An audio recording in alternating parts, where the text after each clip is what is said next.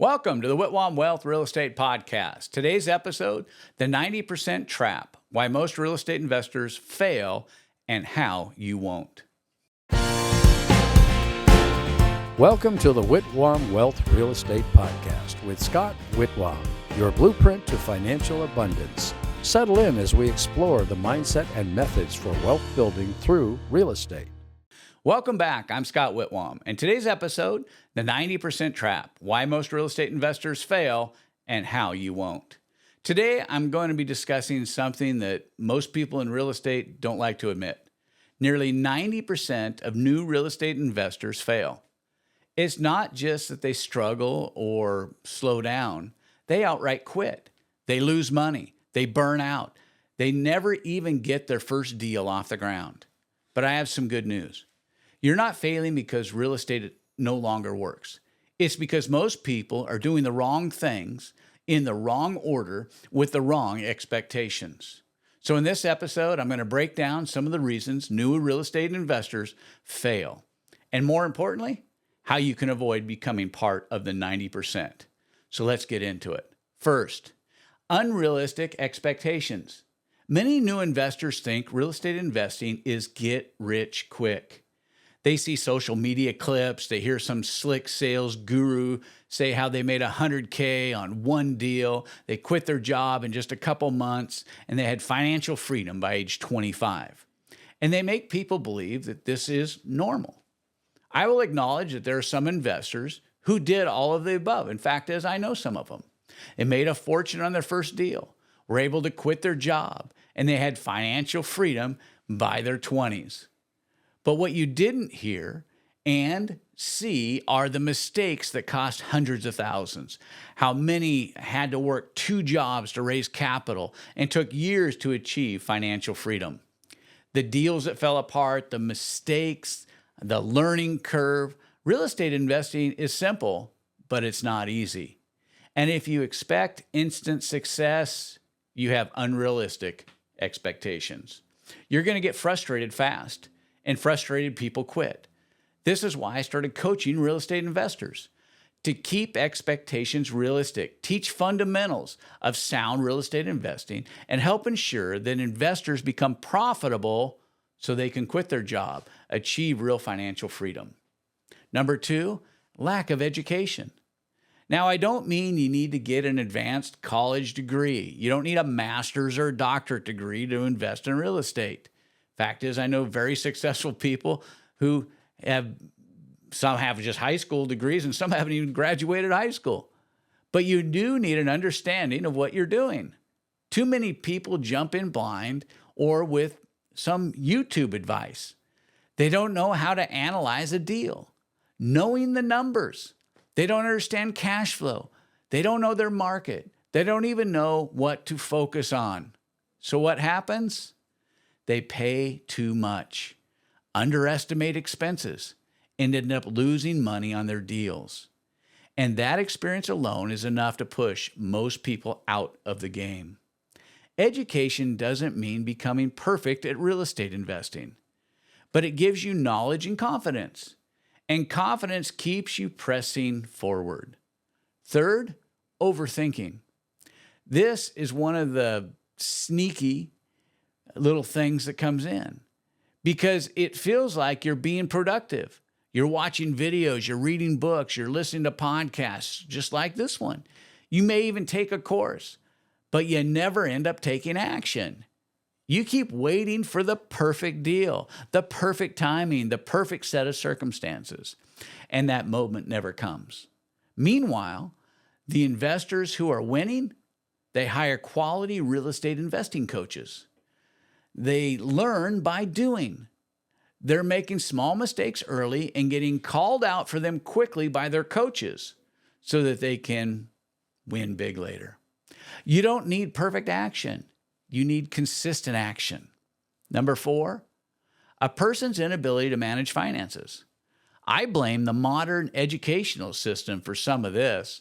I am totally amazed at how little people graduating high school understand about economics, about finances, about managing simple things like a checkbook, understanding how interest works and how compounding interest works. It's just amazing to me where we're at with our modern education system. You would think that all the money we're throwing at our education system, that people graduating high school and people graduating college would have advanced knowledge about these areas, but it's not so. But a lot of new investors underestimate how important cash is because they haven't learned that cash is the lifeblood of every transaction. They go all in on one deal. They keep no reserves. They have no backup plan. And when something goes wrong, repair costs rise, structural issues develop, market changes, and suddenly they're in trouble. Real estate rewards planning and patience. The investors who survive are the ones who prepare for the things that go wrong, because they always do in a real estate deal, some kind of investment. It doesn't matter whether you're long-term holdings, short-term rentals, whether you're flipping or wholesaling, something can possibly go wrong. You need to be prepared. Number 5, trying to do everything alone. This can be a big one. New investors think they have it figured all out by themselves. They don't need a mentor. They don't need a network. They don't need any guidance. They don't know anything. And if they get in trouble, we'll just go watch another YouTube video. And that slows everything down. Or even worse, it leads to deal-destroying mistakes. Real estate really is about having a team, because it really is a team sport. Coaches, mentors, investor groups, contractors, agents, lenders, and property managers. The faster you build your network, the faster you grow. All right. So now that I've covered the why most investors don't succeed, let's turn this around. How do you avoid becoming part of the 90%? Here's the blueprint. Number 1, hire a qualified real estate investing coach. That's what I did. I did it later than I should have, and I paid the price for it. I have coaches in every area of my life now because I understand that they bring clarity and they also bring accountability to my real estate investing. But don't just go find the first coach. Find a coach who's got active experience. Find a coach who's actually investing themselves. Find somebody who can help you with this. They just haven't read a manual, read a book, and thought, hey, I can teach people how to do this. And then set realistic expectations. Understand this is not a guaranteed get-rich-quick game. Stay consistent, think long-term, and focus on building the business, not cashing quick returns. They're going to happen if you're in this game long enough, right? Number 2, invest in your education. Learn to know your numbers. Learn how to analyze deals. Get to know your market intimately.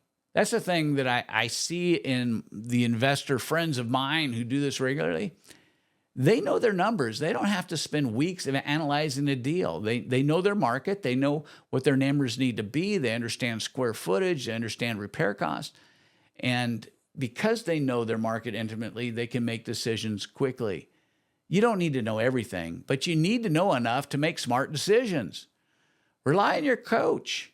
Put pressure on them.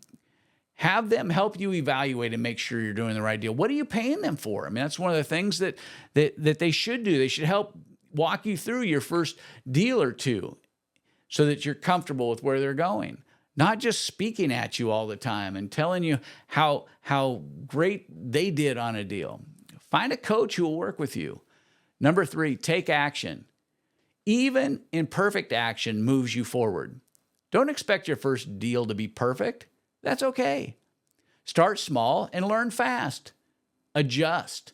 Progress beats perfection every time. Number 4, protect your downside. Always think in reserves. Always make conservative estimates with numbers. If the deal will only work in a perfect market, you have no plan then when the market changes. It isn't a good deal. You need to be able to have allowances. So instead of saying, if I buy this thing for this price, and I'll definitely sell it for this price, and it'll only cost this much to repair it, start to hedge. Say, okay, my acquisition cost, we'll say, is $300,000. Let's just say my acquisition cost is $310 instead. If I think I can sell this thing for $500, let's say that I can only sell it for $450. If I think my repairs and carrying costs are going to be $100,000, maybe I think that they're $120,000. Build some cushion into your deal. Number 5, surround yourself with the right people. Find mentors, connect with other investors, build relationships, because the right advice can save you months or even years of frustration. Let me conclude with this. If you're just starting out, or if you've been struggling, remember that you are not behind.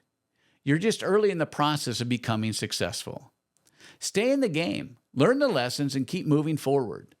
That's all for this episode. If you found today's episode of value, be sure to subscribe, leave us a review, and share this with another investor who needs to hear it. Thank you for joining me on this episode of the Whitwam Wealth Real Estate Podcast. Be sure to check out our previous episodes related real estate investing topics. I'm glad you're part of our growing real estate investing community.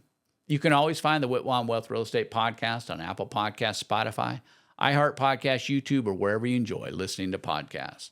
This is Scott Whitwam. Be sure to join me on our next episode of the Whitwam Wealth Real Estate Podcast, where we're wealth building through real estate.